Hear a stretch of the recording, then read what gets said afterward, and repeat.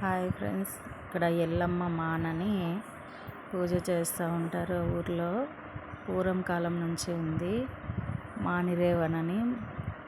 ఇక్కడ మా అన్నయ్య ఈ ఆటలు కొట్టెళ్ళానని మొక్కబడి ఉండి చేస్తున్నాము. అక్కడ మా అన్న కొడుకు కూతురు బాణాలు ఎత్తుకున్నారు. ఇక్కడ మా అన్నయ్య అండి పైలోకి వచ్చింది బడబొమ్మలు రాయడని ఆయన్ని కొలుస్తూ ఉంటారు. పైలోకి వచ్చి నాకు కాయ కొట్టలేదని చెప్పి ఇక్కడ కాయ కొట్టండి అని పోయి అక్కడ నిలబడుతున్నాడు. మేము ఇంకా అక్కడే కాయ కొట్టినాము టెంకాయ తీసుకొని. మా అన్నయ్య అంటే మా పెద్దమ్మ వాళ్ళ కొడుకు, మా అమ్మ వాళ్ళమ్మ అక్క చెల్లెలు.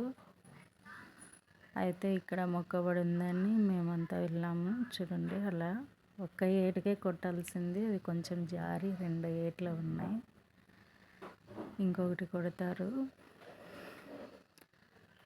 అది అట్లా ప్రాణం పోకుని ఒక కాలు నరికి నోట్లో పెడతారు. ఆ తలకాయకి పెట్టి నీళ్ళు వేసి మొక్కుంటే మంచిదంటండి. ఇది చూడండి, ఒక్క ఏటుకే నరికేసినాడు.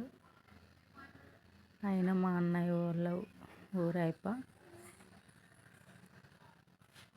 అయితే ఇది మేము వండుకొని తిని ఇంటి దగ్గరికి తీసుకురాకూడదు అని చెప్తే అక్కడే తోటలోనే చేసుకొని తిని వచ్చినాము. అంటే ఎక్కువ బంధువులు ఎవరు లేరండి, అందరూ మేమే. తక్కువ జనమే పోయినాము. మొక్కబడి కదా, ఏదో సింపుల్గా చేసుకుందామని చెప్పి సింపుల్గా చేశారు. అలా చేస్తారు.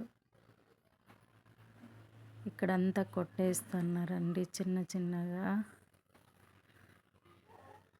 నాకు ఈ పని ఎక్కువయ్యి క్లారిటీగా అంతా మొత్తం వీడియో తీయలేకపోయినా, అక్కడ పని ఎక్కువ ఎవరు లేరు చేసేవాళ్ళు. వేరే మా తెలిసిన పిల్లోడే మటన్ చేస్తూ ఉన్నాడు. ఇక్కడ పలావ్ అన్నం నేనే చేసిన. ఎలా ఉంది చూడండి, బాగుందా? గరం మసాలా వేస్తున్నానండి పలావ్లోకి.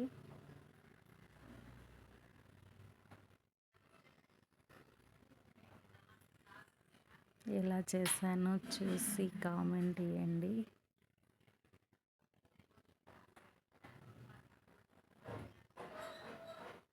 ఇక్కడ రైస్ వేస్తున్నాం. ఎసరు కాగిందని చెప్పి 15 కేజీలు పలావ్ చేసినాము. తక్కువ జనమే కదా, ఎవరన్నా ఎక్కువ అట్లా దారెండ పోయే వాళ్ళు వచ్చి తినిపోతారని చెప్పి కొంచెం ఎక్కువగానే చేసాము. వంట అయితే బాగానే వచ్చిందండి.